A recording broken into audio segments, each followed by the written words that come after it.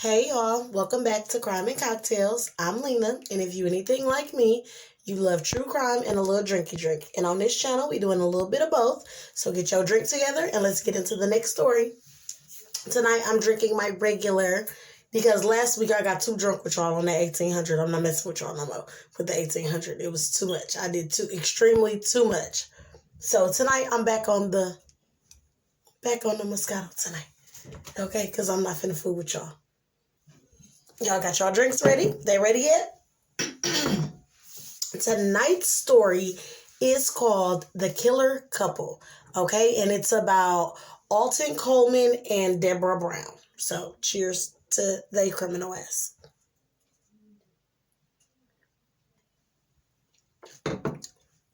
So, let's start with Alton now. Alton Coleman was born November 6, 1955 in Waukegan, Illinois.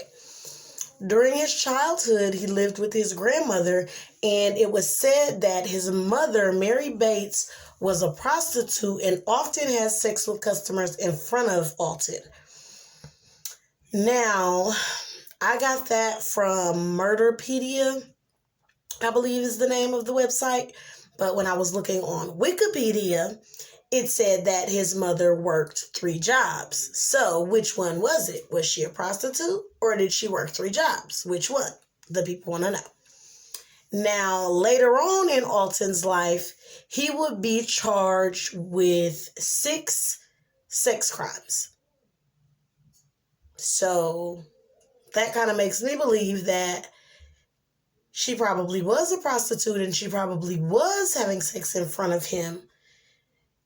Because now he getting charged with 6 crimes once he gets older. So that kind of makes sense. But don't take my word for it. Y'all do y'all own research. But that I'm going to go with that. Now, anyways, let's get to Debra Brown. She was born November 11th, 1962, also in Waukegan. She was one of 11 children, and she was raised by both of her parents. Now, they say her father was a drunk and that he was abusing the whole family. The mama, all the kids. How you gonna abuse a mama and 11 kids? Because I'm just saying, don't y'all think they should have all ganged up and beat his ass? 12 people on one? They should have whooped his ass, right? Anyways, they said that Debra did suffer from head trauma as a child, and that she had dependent personality disorder. Basically, they were saying that she was a little off, like she wasn't very, like everything wasn't right up there. And she suffered from dependent personality disorder, meaning that, she was kind of just dependent on whoever. Like, once she latched on to somebody, it was hard to latch off, right? Now, Alton and Debra ended up meeting in 1983. And at the time, Debra was engaged to another man, but she quickly ended that and altogether just moved right on in with Alton, right? So, their crime spree started in Kenosha, Wisconsin, May 29th of 1984, when Alton befriended a woman named Juanita Wheat. He then kidnapped her 9-year-old daughter, Vernita, and took her back to Waukegan, where he raped and strangled her and left her body in an abandoned building 4 blocks away from his grandmother's house, which was the first stupid decision they made. First stupid decision that he made was kidnapping that girl altogether. Like, what are you doing? What are you doing? 9 years old? What the hell? Right? So the next mistake that he made was dumping the body just a few blocks down the road from the house. Like, take a drink.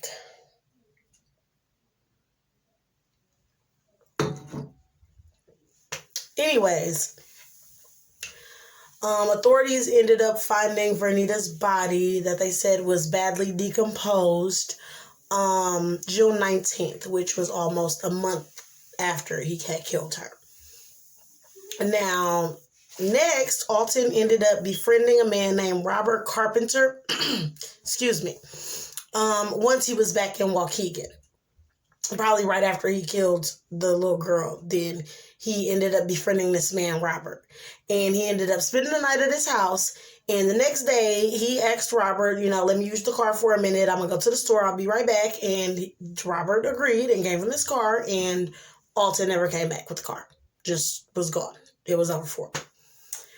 So, in later June of 1984, so I'm sure right after he had stolen Robert's car, him and Debra traveled to Gary, Indiana, where they ended up running into two young girls, a 9-year-old and a 7-year-old, Annie Turks and her niece Tamika. Debra and Alton brutally attacked the girls and sexually assaulted them.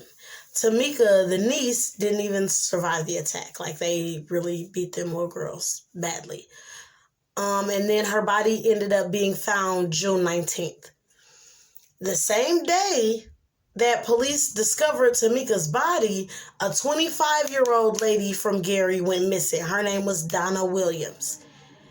On July 11th, they ended up finding her body.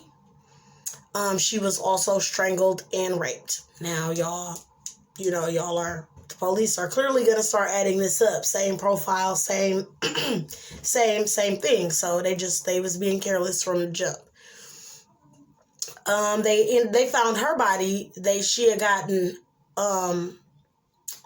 kidnapped from Gary, and they ended up finding her body in Detroit. And they said that they found her car like a half a mile away from the body, meaning that they kidnapped her from Gary, probably in her car, drove all the way to Detroit, and then dumped the car and the body. Now, after this, Alton and Debra traveled to Ohio. This was on July 5th, where they then got acquainted with a lady named Virginia Temple. They just going, this is what I don't understand, is they just going getting acquainted with all these people. It just keeps saying in my little info, my little research that I've been getting, it keeps saying they befriended this person and they befriended that person. Who the hell why is y'all this friendly? Letting people spend the night at your house, take your car, get close to your kids this fast? Like, y'all doing too much. Y'all, these people in the story, like, y'all just going just befriend the person that quick and let them in like that. That's kind of crazy to me. But even in the 80s, that was crazy. People was crackheads. Wasn't crack happening. People was crackheads. People let no crackheads in my house around my kids. That's just me. Again. Now, anyways, they had met this lady, Virginia Temple, and she was the mother of several children. They didn't say exactly how many, but they said several. So it sounded to me like she had a bunch of kids. Now, all of a sudden, it was just like real suddenly, Virginia's family was trying to get a hold of her, trying to contact her. They wouldn't get no answer. They started getting worried. Like, what the hell going on with this girl and all these damn kids? Ain't nobody gonna answer the phone? All the kids, ain't nobody answering the phone? So they ended up going to her house, for like a welfare check or whatever to check on her.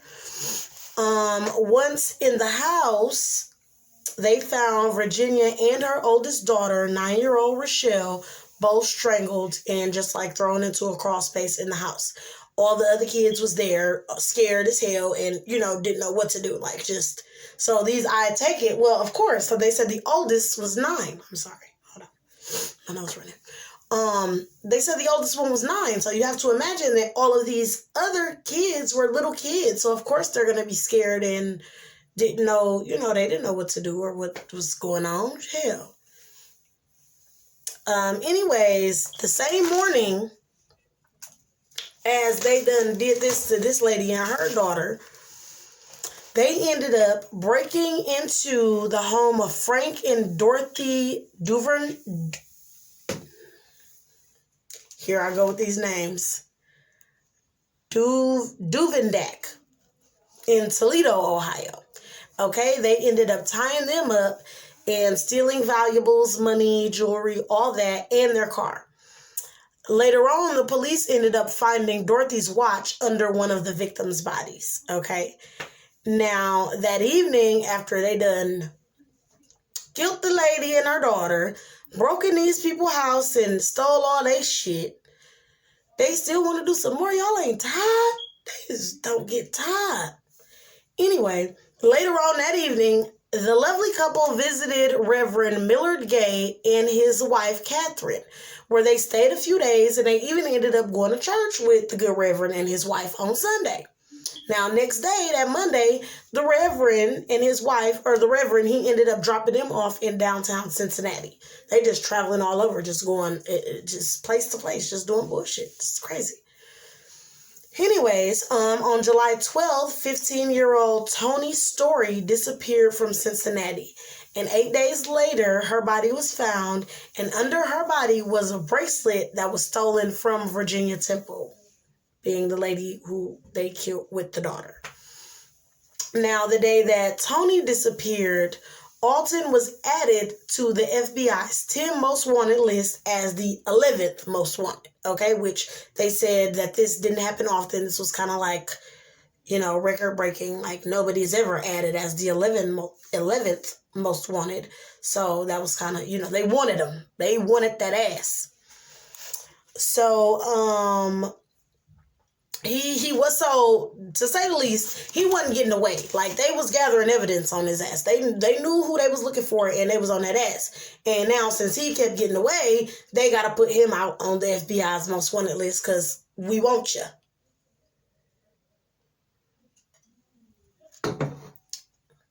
So basically, he wasn't really getting away with anything. He was just always a little step ahead for now. Okay, now on July 13th, Debra and Alton clearly stole some bikes from somebody. I don't know who the hell they done stole these bikes from, but they said that they bicycled to Norwood at around 9:30 in the morning. 3 hours later, they were driving away in a stolen car that they had stolen from Harry Walters, whom they had attacked and left unconscious. He did end up surviving, but unfortunately, his wife, Marlene, didn't survive. She was raped and beaten to death. Harry later told his story that Alton was there to discuss buying a camper from him, so they pulled him in with the okie doke. Like, yeah, well, we want to buy this camper. No, we want to kill you and take your shit, is what they really wanted to do. But he was trying to sell the camper. They said they wanted to buy it. Cool, we're going to meet up. He invited them to the house to meet up. Instead of talking about buying the camper, Alton attacked him with a wooden candlestick.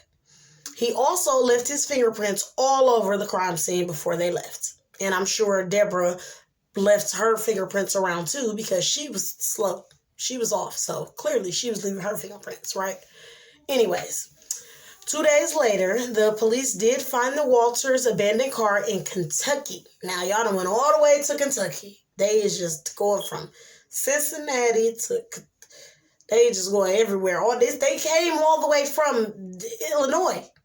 And they all the way in Kentucky now. They just going to make a break for it. Where the hell was they going? Where was y'all going? Anyways,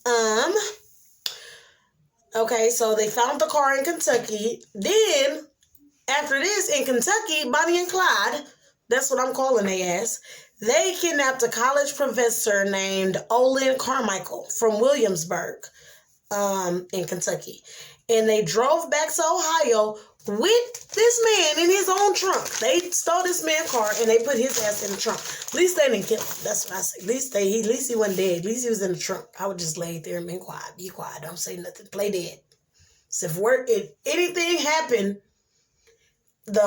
always play dead. That's what I'm doing. I'm going to play dead every time. Anyways, July 17th, they ended up... y'all know I be dropping stuff. July 17th, they ditched the car in Dayton, where Olin finally got let out the trunk. The police finally found the car abandoned and opened the trunk, and Olin was in the trunk. And so he finally got rescued. Now, after this, they left the car, and guess where they went back to? Back to Reverend Gay house. Now, you could think they're in the middle of a whole crime spree. They had committed all these crimes, killed a few people, and they didn't kill the Reverend. They had stayed at their house for a couple of days, so maybe they was like, I see the light. I want to, hopefully they was going back to repent, get cleansed with the blood of Jesus. Anything, right? No. Hell to the no. This time they came back with guns. And so when they came back, the Reverend, he knew, like, he had seen the shit, the America's Most Wanted or whatever he was on, the 11th Most Wanted. So now he know what's good. So he instantly, they got guns, he really can't do nothing, but he instantly like, man, why you want to do this? He say like, why you want to do us like this? And Alton told him, I'm not going to kill you. And we usually kill him. So basically, you better be glad you ain't finna die. That's it. He must have felt some kind of something with him because he didn't kill him, because they just killing everybody and beating everybody wise up and all of this. They didn't do none of that to the pastor and his wife, the first lady. Okay, so what they did do was took their car and got up out of there. Now, okay, when they took the car, they drove to Evanston, Illinois.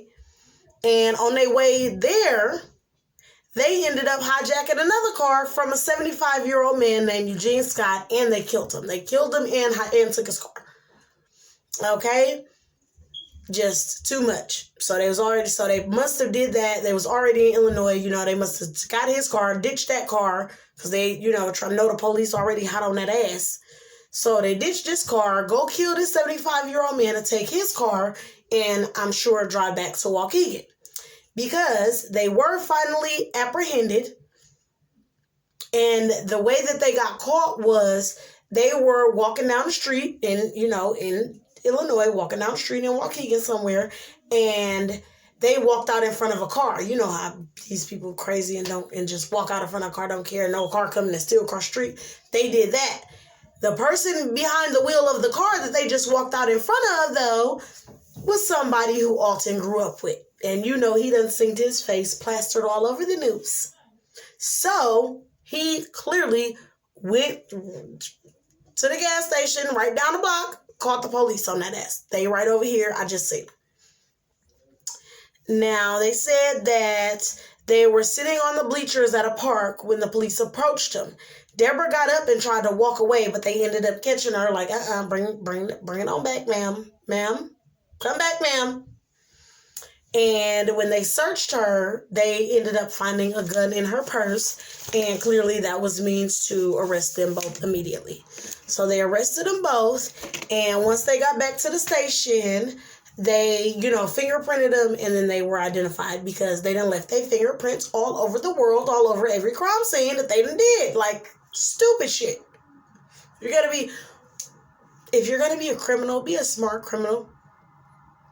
Because if you're stupid as hell, you're not going to get away. You're going to get caught. So anyways, yes, they fingerprinted them, and then clearly it popped up, boop, boop, boop. This they ass who been killing all these people and robbing all these people. Take a drink.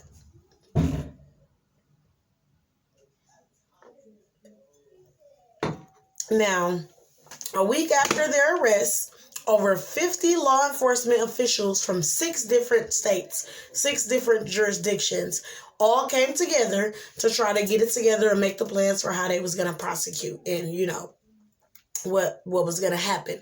Because clearly this is in, 6 different states. So they all have different, all different states have different policies and laws and this, that, and the other. You know what I'm saying? So they got to all try to come together to come to a common ground of what we going to do with these people. Most of the people there was pushing the death penalty. They done killed these people. They done did all this, came and ran amok in our state and just caused all this bull. So kill them. Right? So that's exactly what ended up happening ultimately. It was a few snags here and there because I believe it was Michigan. They didn't have the death penalty, you know what I'm saying? So they were kind of like, okay, bye. Like, bye, go ahead. Y'all don't want to do death penalty anyway, so y'all do what y'all want to do. We killing these motherfuckers. That's what they was on. Right? So both of them did end up getting sentenced to death ultimately, okay? On April 26, 2002, Alton Coleman was executed by lethal injection at the Southern Ohio Correction Facility. And in 1991, Debra Brown's death sentence was actually commuted to life because it was citing her low IQ scores. You know, like I told y'all in the beginning, she was a little off. She was a little slow. So they was like, she wasn't all there. And she had that dependent personality disorder. So she was just dependent on him. Basically, they called it like a slave and a master mentality. Like, basically, he was calling the shots and she was just doing whatever he was saying to do. Because that was how her brain worked. So they ended up, overturning the death sentence and just giving her life. She is currently serving her sentence out at Dayton Correctional Institution in Ohio. Okay, which, I guess I would say justice was served. You know what I mean? I believe that I believe that she should have got what she got and that he should have got what he got. I think that this was one that gave me some closure and that I think justice was served. A lot of times justice isn't served and the judicial system fails us. But I think this time, they did pretty good because they was killing kids and little girls and, attacking and raping little girls and elderly people. And so they just kind of really didn't care, about anything. And so I think they both got what they deserved. They said that Alton never really said sorry. He never really showed any remorse, but the day that he died, he did kind of say, basically judge me for what I did. I did it and I'm finna die for it now. So basically I got what I got. They had said that in the beginning, Debra was just acting all kinds of crazy and wasn't saying nothing and ended up saying something like, yeah, I killed the bitch and something like that, And that was early on. That was when all the trial and all that first started. But then they did say that, recently, I think they said in 2005, she had made some kind of video for the victims' families. And she did apologize and, show remorse for what she had done. At the end of the day, I don't think that she really could. I think that might have been all hoaxed because I don't think she really could show no remorse for what she did because I don't think that she really all the way comprehended what was going on. You know what I'm saying? So I think she just did that to satisfy people.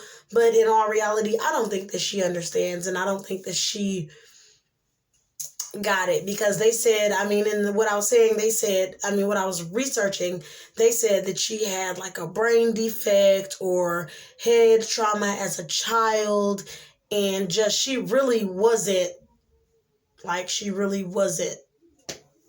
they was severe mental illness, she wasn't all there. So that's just my take on it. Y'all make sure y'all tell me what y'all think down below. I'm glad y'all are here and I'm glad to be back still. I hope y'all enjoyed the story. This is the story that I ended up getting a hold of while I was researching last week's story on Lavina Johnson, the whole military murder thing, and that's what it is. I was just telling my mom today, that's what it be when I'm trying to find a story. That's why I be wanting y'all to tell me, give me ideas, because when it's just me in my own head and I'm trying to research something, I was researching Lavina and I'm looking at her stuff and on one of the, I think it was Wikipedia, that's where I get a lot of the information from. It said, see also. And so I'm thinking it's going to be something to do with her case and it ended up being him. Why would that say see also? Them two didn't connect at all, right? So I don't know why they did that, but thank you, Wikipedia. For doing that but then I was frustrated because I'm like, damn, these are both good stories. Which one should I do? I don't know. And so I'm like, I'm going to just do the one I was going with and I'll do the one that I came up on next week. And so that's what I did. But I said all that to say, give me some suggestion, guys. Let me know what y'all want to hear about. If y'all heard anything, y'all got, y'all curious about something, I don't care what it is. I don't care what kind of case it is. My girl, Isha, she's so funny. She be every day. We work together. She be like, girl, I got a story for you. I want you to research this. I want you to do. She think I'm a whole detective out here. And I be looking too. I definitely, I be looking like I am a whole detective out here. But Let me know, y'all. Leave it in the comments. Please comment on the videos, guys. I told y'all, stop being shy. Talk to me. I talk back. Like, come on now. Anyways, like the video. Please make sure you give the video a thumbs up. Like, y'all be making me mad. Y'all be watching. And I hope y'all be drinking and laughing with me and, you know, getting into the story. But y'all don't be liking. Like the video, guys. Like the video. Share the video. Like, you never know who it might get out to. Who you just share the video just cause. Share it. Like, share, subscribe to the channel if you haven't. Please. I appreciate all the love, all the support. Okay? And we're going to take it out with the toast. Toast to 2021. We made it, bitch. We here. Cheers.